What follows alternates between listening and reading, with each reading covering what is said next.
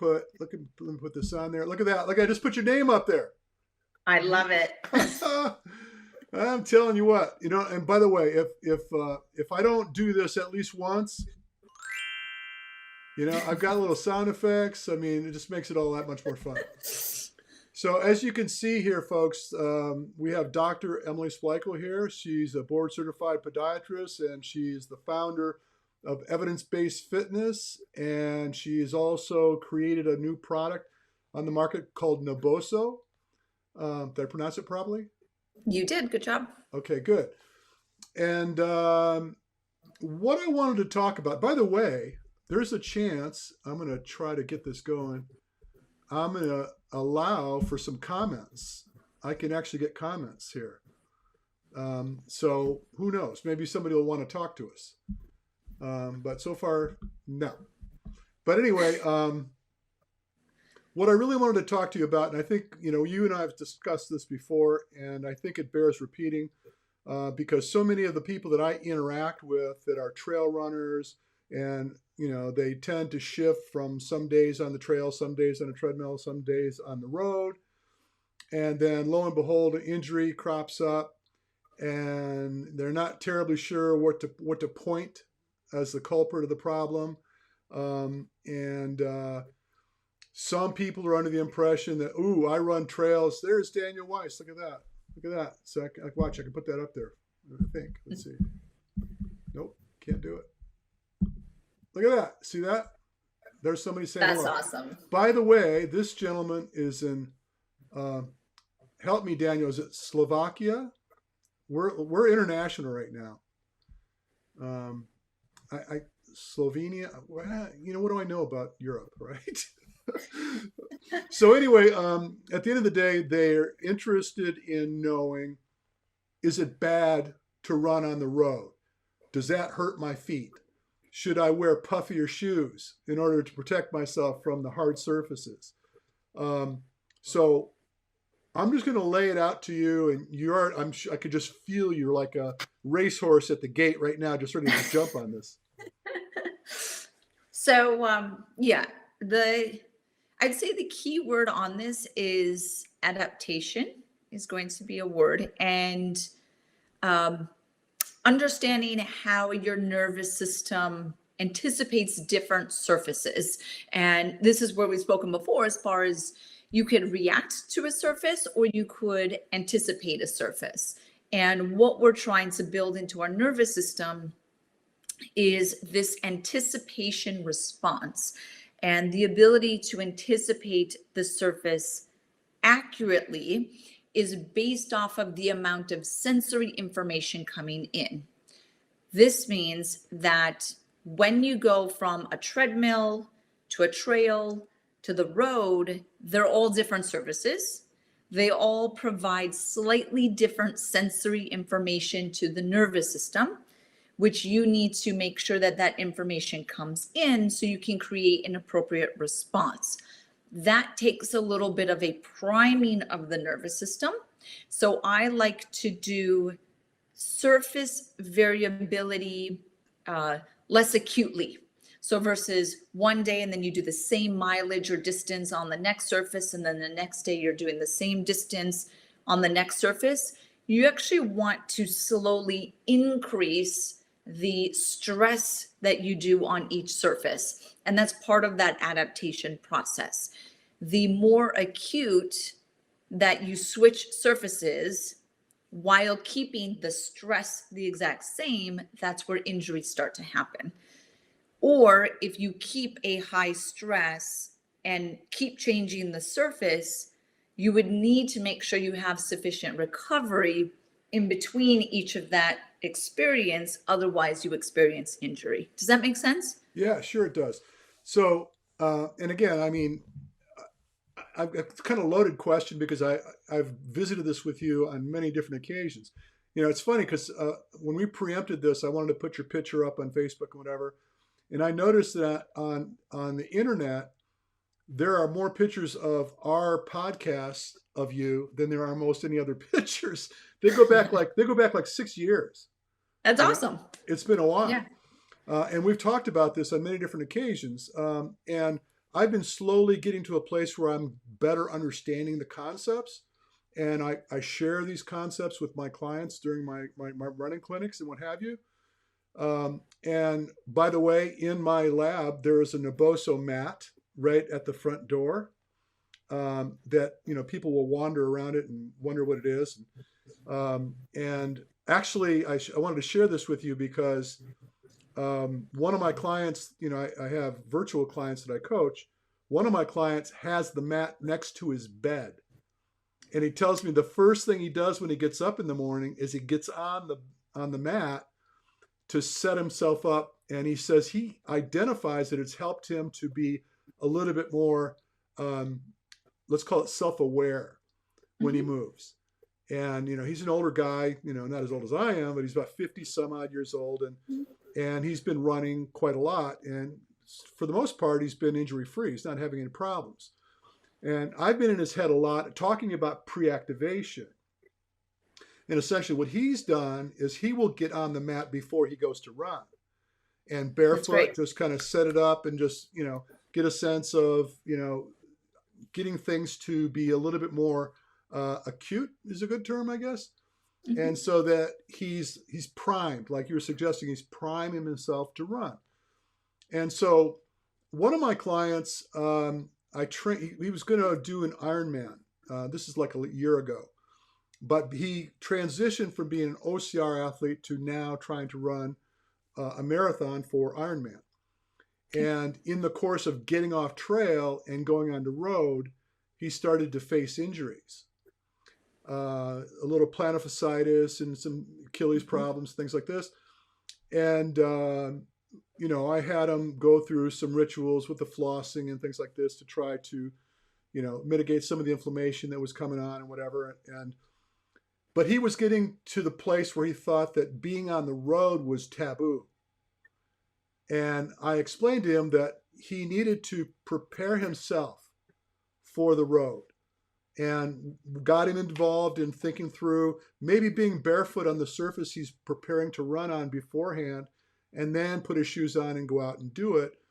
And we started to see, even though his doctor told him he needed 8 weeks of, a recovery to get back into running shape, we got back to work in about a week and a half and never looked back. He's not had a problem. And by the way, he did Ironman and did have a successful marathon.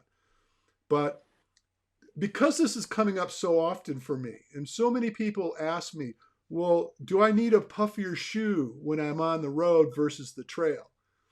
And then you get these variances in the types of surfaces that people run on. So they may have, like in OCR, most of the shoes in obstacle course racing are minimal. They're zero drop, very, very shallow stack height. And then when they go out on the road, they wear like a freaking Hoka or something, right? Mm-hmm. And so the transition between those different types of stimulus from the shoes and the impedance from not having good contact with the ground surface leads to all sorts of problems. So who better than you to beat the drum for me here? Yeah, so I think that the listeners, for them to understand that the stimulation that you're experiencing when you run, regardless of the surface, the stimulus of running and walking and dynamic movement from the ground is vibrations. That your foot hits ground, it creates vibration. Now, every surface, from the treadmill to the trail to the concrete or asphalt, whatever they're running on, is going to have a different frequency of vibration, similar to how sound is vibration and you can tune instruments and there's frequency. It's the same thing. Now, having said that, every surface vibrates differently. Concrete, asphalt is the least forgiving surface that we could move on. And the way that you want to think about surfaces is that when you strike a surface, you want this symbiotic relationship with the ground, which means that you strike the surface and it vibrates and you vibrate. So you want this kind of dual kind of reverberation. When you're on road, concrete, asphalt is a little bit more forgiving, but when you're still on those types of surfaces, the surface doesn't really vibrate. So you get this back reverberation of vibrations, which means that you have a couple choices here if you don't want to get injured. Either you wear cushion in your shoes, but then the cushion takes the vibration, and the vibration is sensory information to control your body, your loading response, your movement patterns. So just think about that one, because one, it again, it takes the vibration that was potentially injuring you, but it takes the sensory information that coordinates your movement. If you don't want to do cushion in your shoes, you train your muscles and your nervous system to react fast enough to stiffen against the vibration and absorb it. So it's in your muscles, which means you need to be fast and you need endurance in your muscles to be able to repetitively load on a very far distance. So that's potentially a limiting factor. And then the third one is you just shorten your distance. So the amount of vibration or your exposure to vibration, you control that. So you limit your time on concrete or road, you limit the distance of the run, you train your muscles to be fast and endurance within the muscles, or you wear cushioned shoes.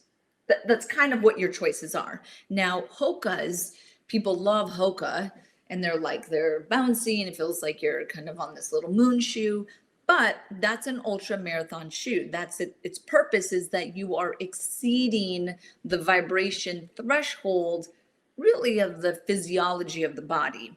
So you had to kind of hack it by putting cushion in the shoe to absorb the vibration, because you were inevitably going to hit a muscular fatigue point. But then people started using it kind of when they didn't really need it. And then they fall into this cycle of becoming almost dependent on cushion then, because they lose that response within their muscles. That's where we want to be careful about doing that. So I will tell my patients that if you do shorter distances, I would like you in a more minimal shoe, because you have the muscular strength and endurance to hit a certain mileage or distance in that way. But if you're running further, and you haven't trained the endurance within your muscular system, maybe we want a little bit of cushion. Would you go to a maximal shoe like a Hoka? I would say no, but could we then do it in a more kind of a transitional cushioned shoe? Hi, Kristen. Well, so can I just get involved here for a second? Of course. So what I believe to be true, and you can correct me, I respect your expertise far greater than my own opinion.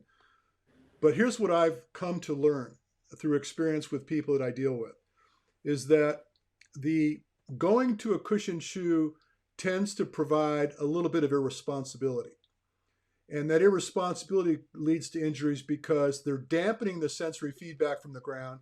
And because they're it's like, I liken it to like you get punched, then you duck, right? You're a little late. And being late to the response from ground contact sets you up for damage. So I have gone down trail running and have someone running ahead of me or run past me or however I'd see them. And I can't help myself. I'm very conscious of what footwear when people are running and the way they move. I'm just hypersensitive to the way people move. And then I see the ground contact in a Hoka.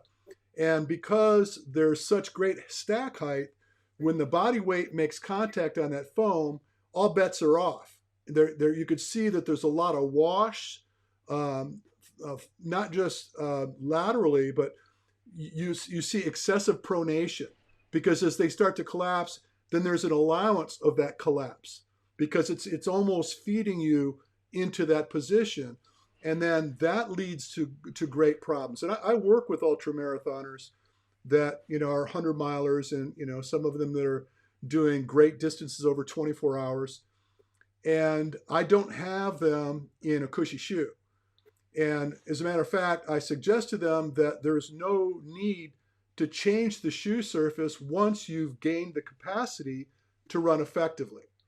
And so what I like to teach people is the reliance of the education.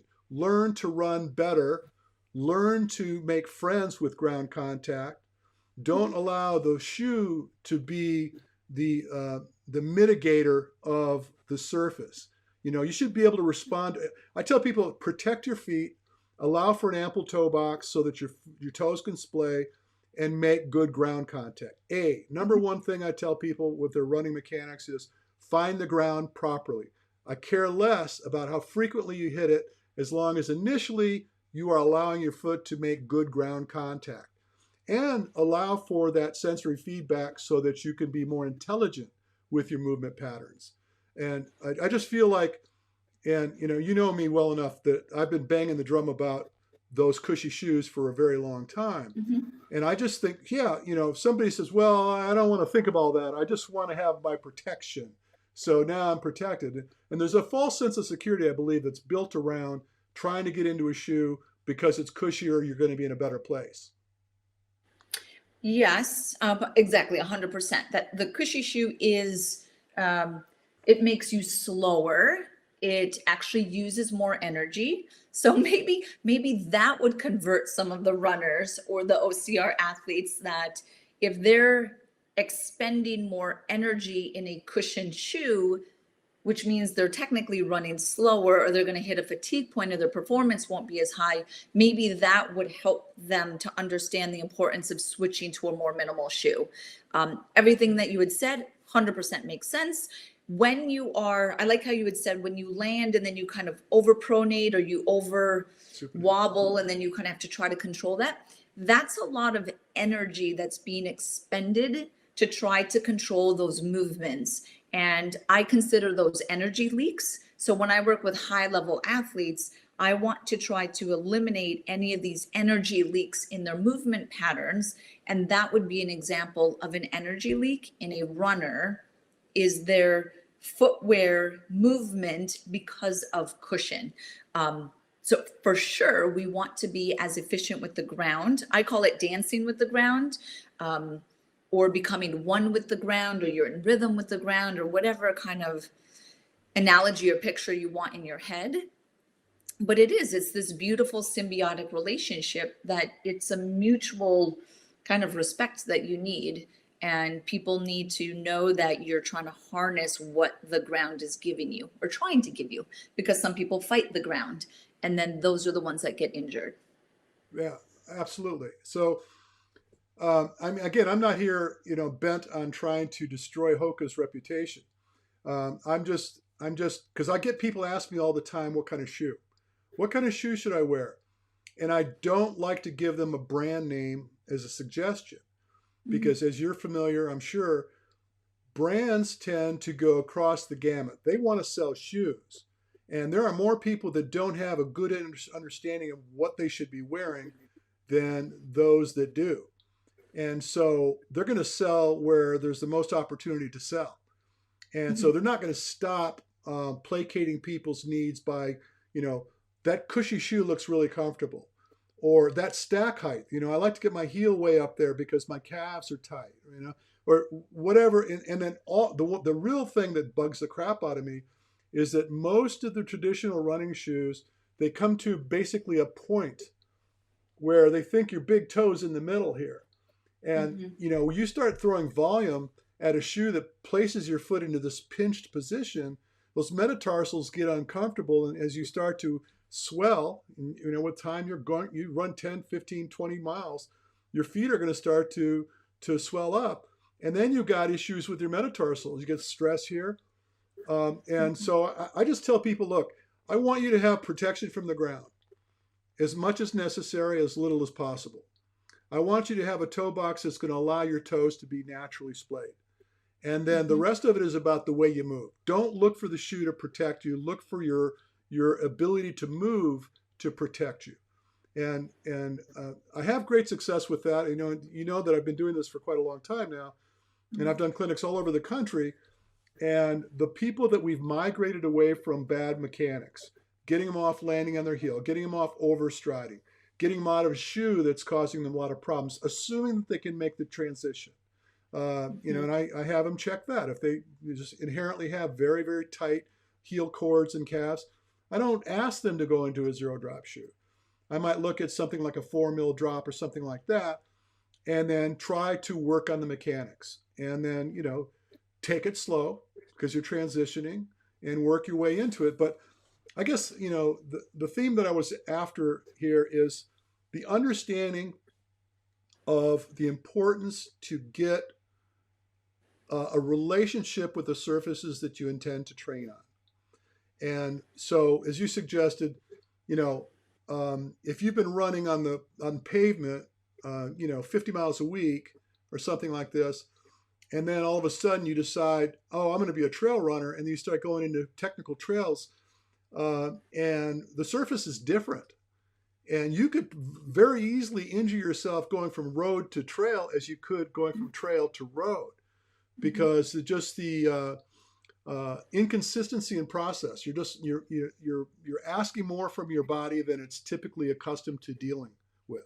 I think is a reasonable way to look at it.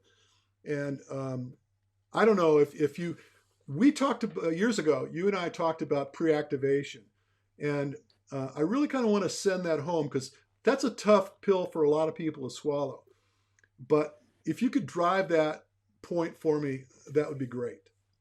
Sure. So everything, when you're thinking about how your body interacts with the ground or stabilizes against the ground, that is built around timing. So I look at movement, I look at injuries, I look at performance, everything that people want who are listening to get the most out of their body and their sports and things like that is the timing. So how quickly do you perceive the ground? How quickly do you absorb the vibration? How quickly do you stabilize your feet to your core? Different concepts like that. So that's where pre-activation comes in. So pre-activation is different than reacting. So I'm going to just give some facts to put it into perspective. So when we walk, we strike our heel when we walk, we experience ground reaction forces walking, right? Those impact forces are entering our body in 50 milliseconds. Okay, so we start running. So now running, there's obviously higher, it's 3 to 4 times our body weight. It's coming into the body in 20 milliseconds. Okay, so we got 50, 20. Your muscles that control the loading response don't contract until 70 milliseconds. So if we can kind of just think of this rate. So running, impact is entering your body in 20 milliseconds, but it takes 70 milliseconds to actually react to it. Does that kind of put it into perspective, right? This means that impact is entering your body faster than you can react. So if you are reacting to the ground and you're thinking your foot strikes the ground and then it's like, oh, okay, let me absorb, right? That's too slow. That is where people are getting injured. One of the biggest contributors to that delayed response or that reactive response is cushion in shoes. So you become a little bit slower because you don't feel the stimulus as quickly. We want to be, and we actually need to be, not want, you need to be pre-active, which means before your foot even strikes the ground, you are stabilizing and stiffening and you are ready for the ground. You are ready for that vibration. That's the only way that you can efficiently load impact forces fast enough. Now, the way that you train the pre-activation response is to allow all of that sensory information to come in. That would be warming up barefoot. Some people actually run barefoot. That's getting the cushion out of the shoes. It's using things like the Nervoso insole so that you have something in the shoe that brings in sensory. So it's just making your environment and the foot to ground interface as sensory rich as possible. And again, so that would be no cushion, materials, surfaces, Nervoso insole. I'm also not a fan of socks because I just want to feel the shoe, which I want to feel the ground, or I want to feel the Nervoso insole, something like that, so that you can be just one step ahead of the movement, which is this pre-active. That's the foundation to efficiency, and that's the secret to reducing injuries. Cool. Now, I think the thing that we discussed way back was And this kind of, I use this as an analogy for people when I'm trying to explain this to them, is that people that are, typically spending time in the gym, a lot of CrossFitters, I'm doing some work with CrossFitters now, is that when you're trying to do a plyo hop, so you're trying to jump up onto a 24-inch box, and you've probably seen people like a deer in the headlights stare at the box as they attempt and they attempt, but their brain is not ready to allow them to jump onto the box because there's not enough assurance that you're gonna be able to complete the task. So your Yeah. CNS is saying, you know what, dude, you're gonna hurt yourself if you jump that high. You're not prepared to do it. I would have people stand on the box, jump down from that height, and that feedback from the distance traveled feeds them forward so that when they attempt the hop, they are more capable of making the jump. And Mhm. so this to me is like a pre-active type of methodology.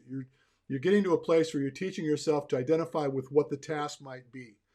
And so that's kind of a broader uh, uh, analogy, but it's the same concept. So we're talking about Naboso, and for those that aren't, I'm obviously going to let you run hog with this, but I want to just share that I have a Naboso mat that I got from you. I don't even know how many years ago it was now. How long have you had A couple Naboso in the years. market?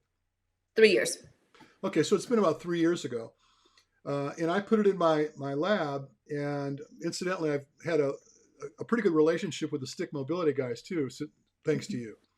They've actually come out and done a couple of my clinics.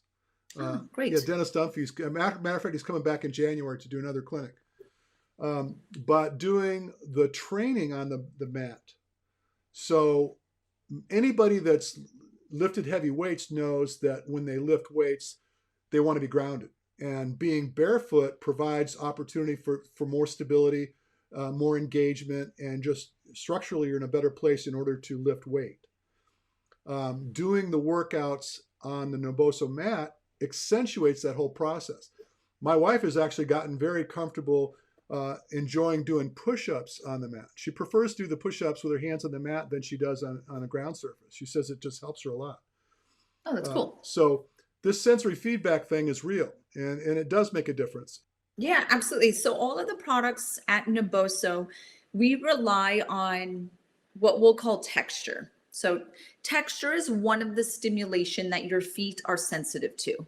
And I want to first kind of preempt that the nerves in your feet are different or special compared to other nerves in your body. They are sensitive to very specific stimulation that we use to maintain our balance and to control dynamic movement and things like that. Vibration, which is what we've been speaking about, is one of those stimuli that the nerves is sensitive to. But interestingly, one of the other stimuli is texture, but it's actually not texture. It's what's called 2-point discrimination. So I'm just going to show the insole again real quick. So if you can see, there's little dots across it. So 2-point discrimination is like Braille. So when your hand reads Braille, what your brain is actually sensing is that 2-point discrimination, right? 2 points, it's not 1 point. That's the texture that is very specific to these nerves. So our mats and our insoles, and we have flooring, have this very specific stimuli on them, which your feet recognizes, and it stimulates the brain, and it essentially builds body/foot awareness. Now, everything that you do from movement, strength, control, balance, all of that stuff has to do with body awareness and foot awareness. Just where are you in space? And that's really important. Where is your foot in relation to the ground? And that can help you sense the ground quicker because you have an increased foot awareness. Now, we have different insoles, different levels of stimulation. We have a couple different mats with different levels of stimulation and different hardnesses. But the purpose of it is to prime the nervous system, or to keep your nervous system sharp while you're running or while you're training or while you're standing for work. And then we use it a lot for recovery. We have a lot of professional athletes that will integrate it to kind of hack their nervous system. And then we work with a lot of children and seniors as well. That's cool. So you're talking about 2-point discrimination. I've done, I know you're quite familiar with the rock tape folk, and I've done basically all the certifications they provide, from instrument-assisted soft tissue mobilization, the whole 9 yards. But I remember doing experiments. I actually have the tool for 2-point discrimination, for you're looking to find sensory capacity, I guess is the word. So, and we would, blindly, where, it's broader, and you tap on them, and what do you feel, 1 or 2?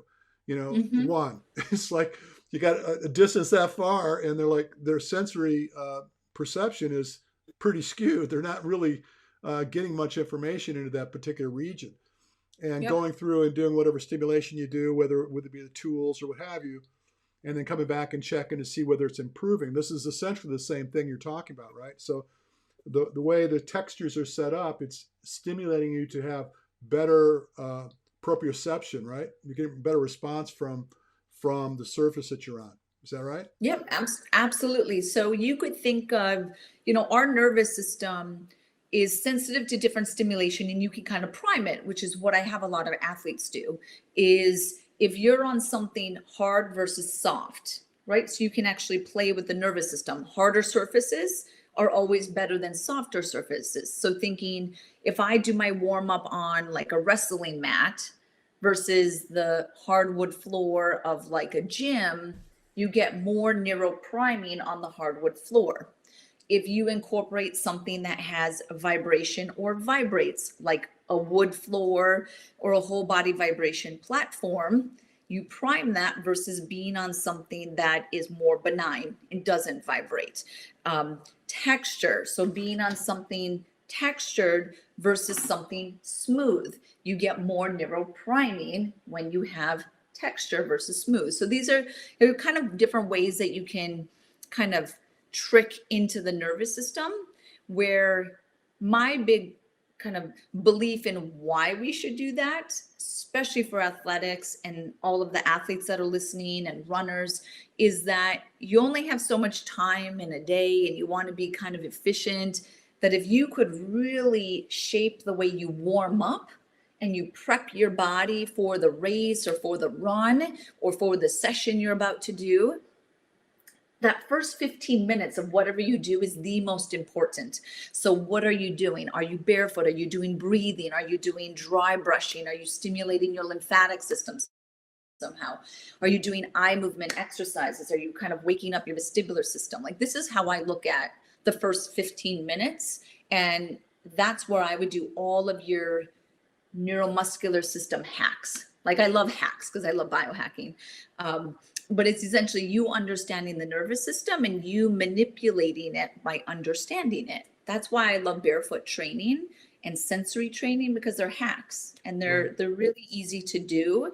You won't get hurt by doing them, and doing something like dry brushing or tapping your joints, which is where all your proprioceptors sit. You essentially are waking up all the proprioceptors around a joint, and then you go run, you're going to be reacting so much faster. I can tell you that typically when I travel and I get a group of people and we're working on running mechanics and such, I will invite them all to take their shoes and their socks off. I'll find a grassy field somewhere, Mm-hmm. if it's available, and I have them run barefoot. And we'll do drills. We'll get like a distance where we can loop and do some interval repeats back and forth across the surface. And ironically, when people talk to me about various stack heights, or not stack heights, but inclinations in the heel of their shoe, they're like, "Oh, I don't think I can go from a 4 to a 0, or should I go 6?" Or their argument about where they need to go and how quickly they need to transition. I have never, ever yet to have anyone that participated in a barefoot running segment with me that complained that because of that, their Achilles was sore or their calves were. To the contrary, I've had people that were injured, and when we're having a hard time coming up with as I'll use your term, hack to get them in a better place quickly, I have them take their shoes off. Mm-hmm. And one guy in particular that I've made reference to this a million times, in Texas, had just a tremendous problem with plantar fasciitis. And it became a very serious problem. And almost a year had gone by where he was injured and wanting to train. And I finally said, look, I want you to go out to a football field and run on the grass and just Mhm. try to run for 10 minutes and let me know if that's a problem. And he said it was fine. He didn't have any pain whatsoever. And then it worked up to 30, then 40 minutes, and he was doing it 3 days a week. And the weather turned, so he was forced indoors, but he decided that because he's having so much success barefoot that he decided to run on his treadmill barefoot. And he never told me this until after months transpired. And he's in Texas. He said, look, I want to come see you. Came out to California and wanted me to do a gait evaluation. I was going to put him on the treadmill and shoot some video. And I said, okay. He goes, can I do it barefoot? And I said, well, we're going to go kind of fast. Are you okay with that? He goes, oh, yeah. He goes, I've been running on the treadmill. I always run on the treadmill barefoot. And the only time I put my shoes on is when I race or when I'm outside. And he said he's been bulletproof. He's not had an issue whatsoever ever since he started taking on barefoot training. And, I don't go out and tell people, okay, I want to see if you can run a marathon barefoot on concrete. The environment doesn't provide for us to live in that type of circumstance. But I have many times counseled people when they were lost with the solution to how to correct a problem, when they got barefoot on natural surfaces, that they were able to navigate and end up in a better place quickly. So there has to be something to do with the relationship and the feedback they're gaining when the foot is exposed to the earth, as opposed to being in a 22 millimeter stack height cushion shoe. Yeah, I mean that reminds me of when the five fingers first came out, and a lot of people were like jumping on that bandwagon. But what I heard, so much of what I heard was, oh, I used to have knee pain and I don't have knee pain anymore. I used to have this and I don't have that anymore. So it's kind of some of that initial first exploration at this, because part of the barefoot training movement, we'll just call it, was kind of carried off of the momentum of the barefoot running boom and the minimal shoe boom. So yeah, I would hear that initially when people were taking away the structure. They were still in a shoe, but they were still noticing this benefit, which is great. Even more benefit, I do agree, is to be totally barefoot on the earth, because there's many powerful things of you being on earth, dirt, grounding, earthing, all of that stuff. And I just think it's like fun. Probably all those people that you were having barefoot running on the grass, they were probably like, feel like little kids again. They were giddy. They loved it. Yeah. I love running on the grass. Like it's just something, you feel so much lighter. And it's a really good kind of example of like what you said is, see, you were fine barefoot going from 6 millimeters to zero drop, which barefoot is zero drop, and you were fine. And you essentially just demonstrated that to them, which is great. Well, again, Emily, it's always a slice when I get a chance to spend some time with you. This is the first time we got to look at each other while we did this. I know, it's so much different than on the phone. Technology, man. We're starting to get there. And yeah, it's been fun. So I hope that people got a chance to open their minds up a little bit through this conversation. Didn't intend to offend anybody. If anybody's feeling like, that asshole, he's talking about the shoes, whatever. I love mine. I don't want to hear that. So, all right, Emily, thank you so much. Thank you. All right, so I just ended the broadcast.